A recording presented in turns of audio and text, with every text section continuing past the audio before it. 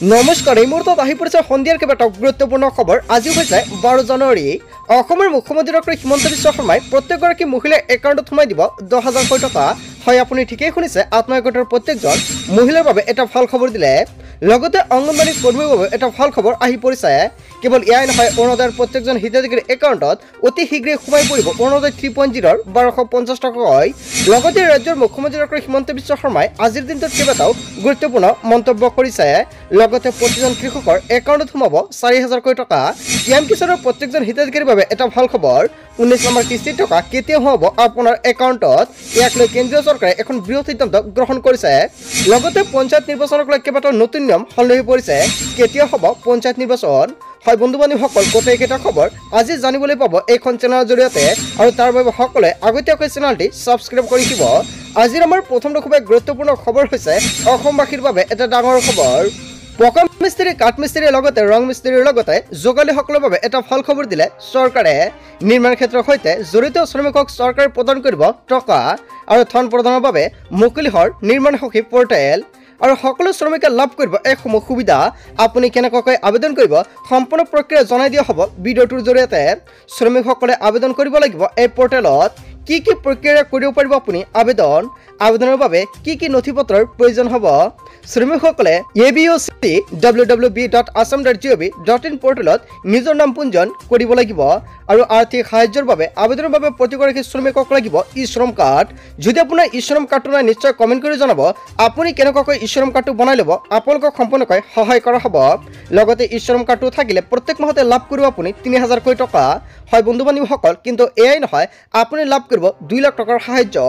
আধাৰ আৰু ই-শ্ৰম সংযুক্তকৰণৰ পিছতে কৰিব পাৰিব আৰ্থিক সাহায্য বিচাৰৰ বাবে আবেদন। আৰু অধিক জানিবৰ বাবে এতিয়া আপুনি যোগাযোগ কৰিব পাৰিব শ্ৰম বিষয়া কাৰ্যালয় অথবা PFCৰ লগতে। কেৱল এয়াই নহয়, ৰাজ্যত মুকলি হৈছে অংগনবাড়ী কৰ্মী আৰু সহায়িকাৰ পদ।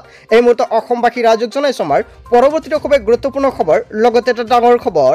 আৰু কোনে কোনে আবেদন কৰিব পাৰিব সম্পূৰ্ণকৈ জানিব পাৰিব। 39টা পদ পূৰণৰ বাবে চৰকাৰে মুকলি কৰিছে বিজ্ঞাপন। 24 জানুৱাৰীৰ ভিতৰত কৰিব লাগিব আপোনালোকৰ আবেদন। চাকৰি ল'বৰ বাবে ক'ত কেনেকৈ আবেদন কৰিব সম্পূৰ্ণ প্ৰক্ৰিয়া জানিব পাৰিব। চাকৰি প্ৰত্যাশী যুৱক যুৱতীৰ বাবে এটা ভাল খবৰ। চাকৰি প্ৰাৰ্থীক লাগিব কি কি যোগ্যতা? নিৰ্ধাৰিত জৰীপ এলেকাৰ অন্তৰ্গত স্থায়ী মহিলাই লাভ কৰিব ইয়াৰ বাবে আবেদন। কেৱল এয়াই নহয়, মেট্ৰিক উত্তীৰ্ণ প্ৰাৰ্থীয়ে কৰিব পাৰিব আবেদন। প্ৰয়োজন সাপেক্ষে নৱম শ্ৰেণীৰ উত্তীৰ্ণসকলেও কৰিব পাৰিব ইয়াৰ বাবে আবেদন।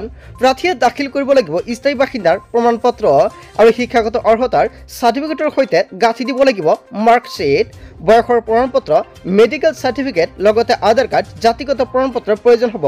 পাছপোৰ্ট ফটো গাঁঠি দিব লাগিব আবেদনকাৰীয়ে। কেৱল এয়াই নহয়, মাজুলী সংহত শিক্ষা উন্নয়ন প্ৰকল্পৰ কাৰ্যালয়ত অফলাইনত কৰিব লাগিব আবেদন। ভোগালী বিহুৰ প্ৰাকখনত ৰাজ্য চৰকাৰৰ কৰ্মচাৰীৰ বাবে কেইবাটাও বৃহৎ উপহাৰ প্ৰদান কৰিছে। এই মুহূৰ্তত অসমবাসী ৰাইজক জনাইছো আমাৰ পৰৱৰ্তীটো খুবেই গুৰুত্বপূৰ্ণ খবৰ, লগতে এটা ডাঙৰ খবৰ। 4টাকৈ বৃহৎ উপহাৰ দিছে ৰাজ্য চৰকাৰে। 1 এপ্ৰিলৰ পৰা নগদবিহীন হ'ব ৰাজ্যৰ কৰ্মচাৰী চিকিৎসা আৰু বীমা আঁচনি। 13,000 ভি গ্ৰেড পে লগতে মাষ্টাৰ ৰোল কৰ্মচাৰীয়ে লাভ কৰিব ঘৰ ভাড়া আৰু বোনাছ। 2005ত NPS প্ৰৱৰ্তনৰ পূৰ্বে প্ৰকাশ পোৱা বিজ্ঞাপনৰ ভিত্তিত নিযুক্তি লাভ কৰা কৰ্মচাৰীয়ে লাভ কৰিব OPSৰ সুবিধা। কেৱল এয়াই নহয়, স্নাতক পৰ্যায়ৰ অৰ্হতাৰ পদসমূহে লাভ কৰিব স্নাতক পৰ্যায়ৰ দৰমহা। আৰু ইটোৰ পিছত সিটো বৃহৎ উপহাৰ দিছে চৰকাৰে। ভোগালী বিহুৰ প্ৰাকখনত ৰাজ্য চৰকাৰৰ কৰ্মচাৰীলৈ বৃহৎ উপহাৰ প্ৰদান কৰিছে ৰাজ্য চৰকাৰে। কেৱল এয়াই নহয়, তাৰ পিছত অসমবাসী ৰাজ্যক জনাইছো আমাৰ পৰৱৰ্তীটো খুবেই গুৰুত্বপূৰ্ণ খবৰ, লগতে এটা ডাঙৰ খবৰ। বাল্য বিবাহ ৰোধ কৰিবলৈ জানুৱাৰী মাহৰ পৰা আৰম্ভ হ'ল অভিযান, আৰু এয়া অসমৰ মুখ্যমন্ত্ৰী ডক্টৰ হিমন্ত বিশ্ব শৰ্মাই নিৰ্দেশনা প্ৰদান কৰিছে। শেষৰটো অবৈধ শ্ৰমিক গ্ৰেপ্তাৰ নোহোৱা পৰ্যন্ত ক্ষান্ত নহয় চৰকাৰ। কন্যা সন্তানক লৈ চৰকাৰে মুকলি কৰিছে অভিলাষী আঁচনি। বিবাহৰ পৰিৱৰ্তে শিক্ষিত কৰিবলৈ আঁচনি গ্ৰহণ কৰিছে চৰকাৰে। হায়াৰ ছেকেণ্ডেৰী, স্নাতক অথবা স্নাতকোত্তৰ শিক্ষাৰ্থীলৈ মুকলি কৰিলে ধনৰাশি। নিযুত মইনা আঁচনিৰ অধীনত কন্যা শিশুক শিক্ষিত কৰিবলৈ চৰকাৰে মুকলি কৰিলে নিযুত মইনা আঁচনিৰ টকা। কেৱল এয়াই নহয়, আজি হয় বন্ধু বান্ধৱীসকল, এয়া কিন্তু 11 তাৰিখে চৰকাৰে টকাটো প্ৰদান কৰিছে। 1,59,926 গৰাকী ছাত্ৰীয়ে মুকলি কৰি দিয়া হৈছে এই টকা। আৰু প্ৰতিমাহে লাভ কৰিব নিযুত মইনা আঁচনিৰ ধনৰাশি। আৰু প্ৰত্যেক মাহৰ 11 তাৰিখে 11 বজাত লাভ কৰিব এই টকা। আৰু এই মাহৰ 11 তাৰিখত আপুনি টকাটো লাভ কৰিছে নে নাই? যদি টকাটো লাভ কৰা নাই, নিশ্চয় কমেণ্ট কৰি জনাব। লগতে বাল্য বিবাহৰ বিৰুদ্ধে এয়া অসম চৰকাৰৰ আটাইতকৈ শক্তিশালী অস্ত্ৰ। কেৱল ইয়াই নহয়, তামোল পাণৰ বেপাৰী আৰু শাক পাচলি ব্যৱহাৰৰ বাবে কেইবাটাও গুৰুত্বপূৰ্ণ মন্তব্য কৰিছে মুখ্যমন্ত্ৰীগৰাকীয়ে। তাৰ পিছত অসমবাসী ৰাজুক জনাইছে আমাৰ পৰৱৰ্তীটো খুবেই গুৰুত্বপূৰ্ণ খবৰ। লগতে এটা ডাঙৰ খবৰ, তামোল পাণৰ বেপাৰী শাক পাচলি ব্যৱসায়ীৰ পৰা এতিয়াৰ পৰা ল'ব নোৱাৰিব কোনো মাচুল। কেৱল ইয়াই নহয়, বেলতলা বজাৰতো এতিয়া কোনো ব্যৱসায়ীৰ পৰা ল'ব নোৱাৰিব মাচুল। ৰাজ্যৰ কোনো বজাৰতে এতিয়াৰ পৰা পাণ তামোল ব্যৱসায়ী আৰু পাচলি ব্যৱসায়ীৰ পৰা 1 টকাও মাচুল ল'ব নোৱাৰিব। ক্ষুদ্ৰ ক্ষুদ্ৰ ব্যৱসায়ীৰ বাবে হিমন্ত বিশ্ব শৰ্মা চৰকাৰে কেবিনেটত কেইবাটাও গুৰুত্বপূৰ্ণ সিদ্ধান্ত গ্ৰহণ কৰিছে। কোনো মহলদাৰে আজিৰ পৰা শাক পাচলিৰ পৰা ল'ব নোৱাৰিব টকা, পাণ তামোলৰ ব্যৱসায়ীৰ পৰাও ল'ব নোৱাৰিব টকা। বেলতলা বজাৰৰ বাবে একেই নিয়ম বান্ধি দিয়া হৈছে। বিনামূলীয়াকৈ ব্যৱসায় কৰিবলৈ পাৰিব দৰিদ্ৰ পৰিয়ালে। হয়, তামোল পাণ বেপাৰী শাক পাচলি ব্যৱহাৰৰ বাবে কেইবাটাও গুৰুত্বপূৰ্ণ সিদ্ধান্ত গ্ৰহণ কৰিছে চৰকাৰে। হয় বন্ধু বান্ধৱীসকল, যিকেইটা পন্থা হাতত দিছে ইয়াৰ বিষয়ত জনতাই কি ক'ব? যদি আপোনাৰ কিবা মন্তব্য কৰিব লগা থাকে আপোনালোকৰ মন্তব্যটো নিশ্চয় কমেণ্ট কৰি জনাব। তাৰপিছত অসমবাসী ৰাজুক জনাইছে আমাৰ পৰৱৰ্তীটো খুবেই গুৰুত্বপূৰ্ণ খবৰ। লগতে এটা ডাঙৰ খবৰ, অনিশ্চয়তাৰ মাজলৈ ৰাজ্য চৰকাৰে কেইবাটাও গুৰুত্বপূৰ্ণ সিদ্ধান্ত গ্ৰহণ কৰিছে। অনিশ্চয়তাৰ মাজলৈ ৰাজ্যৰ পঞ্চায়ত নিৰ্বাচন দিন ঘোষণা হোৱাৰ পিছতে নিৰ্বাচন অনুষ্ঠিত কৰাৰ বাবে এমাহ সময় লাগে বুলি মন্তব্য কৰিছে। মেট্ৰিক আৰু উচ্চতৰ মাধ্যমিক পৰীক্ষাৰ বাবে পিছুৱাই যাব পাৰে পঞ্চায়ত নিৰ্বাচন। বৰ্তমানলৈকে উচ্চ ন্যায়ালয়ৰ তৰফৰ পৰা কোনো ধৰণৰ ৰায় দিয়া নাই। কেৱল ইয়াই নহয়, পঞ্চায়ত নিৰ্বাচন অনুষ্ঠিত হোৱাৰ সম্ভাৱনা ক্ষীণ আৰু শ্ৰীভূমিৰ 19খন পঞ্চায়তক লৈ সৃষ্টি হৈছে সমস্যাৰ। আৰু এই 19টা পঞ্চায়ত বাদ দি অসমৰ কোনো সমস্যা নাই। আৰু সেই জিলাখন বাদ দি ৰাজ্যৰ আন প্ৰান্তত নিৰ্বাচন অনুষ্ঠিত কৰিব পৰা গ'লেহেঁতেন, কিন্তু এতিয়ালৈকে ন্যায়ালয়ৰ অনুমতি পোৱা নাই। আৰু তাৰ বাবে এতিয়া বহুতো প্ৰশ্ন উত্থাপিত হৈছে। পঞ্চায়ত নিৰ্বাচন পিছুৱাবলৈ কংগ্ৰেছ দলৰ দুগৰাকী নেতা, কৰিমগঞ্জ লোকসভাৰ কংগ্ৰেছৰ প্ৰাৰ্থী হাফিজ ৰফিজ আহমেদ চৌধুৰীয়ে তৰিছে এই গোচৰ। কংগ্ৰেছৰ একাংশই পঞ্চায়ত নিৰ্বাচন অনুষ্ঠিত হোৱাটো বিচৰা নাই। আৰু সংবাদমেলত এয়া অসমৰ মুখ্যমন্ত্ৰী ডক্টৰ হিমন্ত বিশ্ব শৰ্মাই বিশদ মন্তব্য কৰিছে। তাৰপিছত অসমবাসী ৰাজুক জনাইছে আমাৰ পৰৱৰ্তীটো খুবেই গুৰুত্বপূৰ্ণ খবৰ। লগতে এটা ডাঙৰ খবৰ, প্ৰতিজন কৃষকৰ বাবে এটা গুৰুত্বপূৰ্ণ আপডেট প্ৰকাশ পাইছে। PM কিষাণৰ ধনক লৈ ৰাজ্য চৰকাৰে কেইবাটাও গুৰুত্বপূৰ্ণ সিদ্ধান্ত গ্ৰহণ কৰিছে। ঘূৰাই দিব লাগিব PM কিষাণ সন্মানিধিৰ টকা। আপুনি PM কিষাণৰ টকা লাভ কৰে নেকি? তেন্তে আপোনাৰ বাবে এটা গুৰুত্বপূৰ্ণ আপডেট প্ৰকাশ পাইছে, কিয়নো প্ৰতিজন কৃষকে ঘূৰাই দিব লাগিব PM কিষাণৰ টকা। চৰকাৰে বান্ধি দিলে সময়সীমা। 10 জানুৱাৰীৰ ভিতৰত 18টা কিস্তিৰ ধন ঘূৰাই দিব লাগিব কৃষকে। আৰু চৰকাৰে ঘৰে ঘৰে গৈ অভিযান আৰম্ভ কৰিব। চৰকাৰৰ হাতত আহি পৰিছে ভুৱা হিতাধিকাৰীৰ তালিকা। আৰু 10 জানুৱাৰীৰ পৰা এয়া সম্পূৰ্ণকৈ চৰকাৰে আৰম্ভ কৰিছে অভিযান।